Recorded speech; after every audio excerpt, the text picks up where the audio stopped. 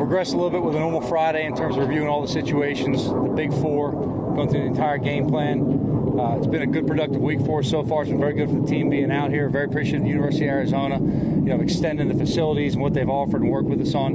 Couldn't be more grateful. I know they're very busy themselves right now. They're in the middle of a big recruiting weekend, so the staff themselves are all back in off the road. There's a lot of gymnastics going in the building, but they've completely let us have a free run of whatever we want, whatever we need. Couldn't be more appreciative of that. That being said, we'll open up any questions. Where does Mike stand in the protocol? Everything's on track. He's obviously got a final clearance today with a doctor. He'll practice with us today. We'll have to simulate some contact for him today, off on the side, and then he'll talk to the doctor, and we'll see where it goes from there. And he'll start if he's at this moment. If he's cleared and he's at the game, Mike will start. How's Kadarius progressing? Actually, had a good day yesterday. He's moving along. He's very in tune to the game plan. I'd say we'll see how it goes today. Early in practice with the trainer, see if he has a chance to get out there and get more involved. I'd say, his ability mentally to function in multiple positions, understand what is in the game plan, that, he's a guy that him, along with, Dory, wouldn't hesitate if it goes all up to game time making a decision. Mike has been limited every day, right? Because he has to be listed as limited. So if he gets to play, if he gets cleared, how much has he missed this week as opposed to a normal week where he's not in the protocol? Minimal. Minimal? How's Daniel? Anything new from today or since yesterday, I mean? No, he still isn't clear for contact. I was just out here moving around. We'll practice with him today again, and we'll see if anything turns. But still not clear for contact. Definitely out. Joe, we haven't really asked you, I don't think. What did you see from Mike when he did play last week? And, what does he have to do better to get the offense? Well, I think his entire offense would keep progressing on through, making sure we make the right decisions and then make the plays when they're in front of us. We got to do a good job putting the guys in position, and then we got to execute when it comes our way. I like some of the things Mike did last week. There were a lot of things he did within the game that are encouraging. There's some things that we have to coach and correct off to make sure we don't repeat certain mistakes. But, Mike prepares very well. He's got experience in this league, so we got faith in him. Joe, you've been described as a conservative head coach, at least in terms of some outside perception.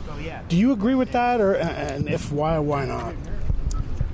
To what regard, conservative? Just in terms of whether it's decision-making, play calling, when you're doing certain things at certain times. I think I look at everything situationally. So we've talked about, different factors before. Is it the analytics factor? Is it the gunslinger factor? What's it going to be? You got to balance that out and play the situation of the game. I'd say all the time, sometimes people look at, not being aggressive because you punt the ball. All right, well, sometimes you're being extra aggressive saying, no, I know that our defense is going to go out there and stop these guys. So I'm being aggressive, let our defense go out there and make play and get the field position back for the offense. It all depends on how you define aggressiveness. I've gone for it on fourth down. I ain't no problem doing that. I ain't no problem running fakes. We've got them in every week. When the situation arises, I'll go ahead and I'll pull the trigger on it. In terms of conservative, look, we're going to call the game the way the flow of the game needs to be called. And we're going to do things situationally that put us in a position to have success. And there's been decisions I've made in the past, whether it was more on the aggressive side, as people would say on the outside, more on the conservative side, that I'd, break down, look at what I've done and say, okay, don't want to make that decision again in the future. Maybe that was a little bit too aggressive early on, and we didn't really need that at the end of the game. Maybe something, you look at the matchup and where you think you are as a team, and you say, okay, we got to press it a little bit more early in the game, as opposed to sit back and let it declare. But that's independent of each opponent, where you're at every week as a team. In terms of, any labels on the outside, I'm really not concerned with that at all. I want to put the position in the best chance to have success every week, and I'm going to call the game situation throughout. And I look at everything from a big picture perspective. Joe, how hard was it to hear about Demarius Thomas? Yeah, so I woke up this morning. So Amber had texted me throughout the night. I woke up with the text that he had passed.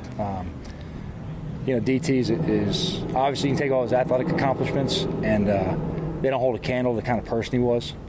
Just character and just quality human being. And look, I got to coach him for a brief period of time, but I'd say the impact he had on me as a coach and some of my approach to the game with a lot of the players was profound.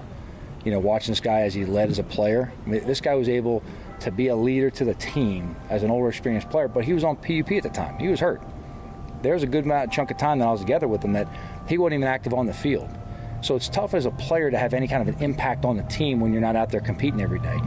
But his ability of almost transcending being a player and almost being a coach at times with the way he would share wisdom and talk through techniques, the hours that he would sit in my office when we talked through game plans, we talked through, route technique, we talked through defensive recognition, we talked through how he sees it on the field, was tremendous. But all the football stuff aside, none of that holds a candle to what kind of person this guy was. And I think everybody he interacted with, he impacted. And look, there's a lot of guys in our building right now. There's a lot of guys throughout the league that are affected by this. There's a lot of guys in our building directly.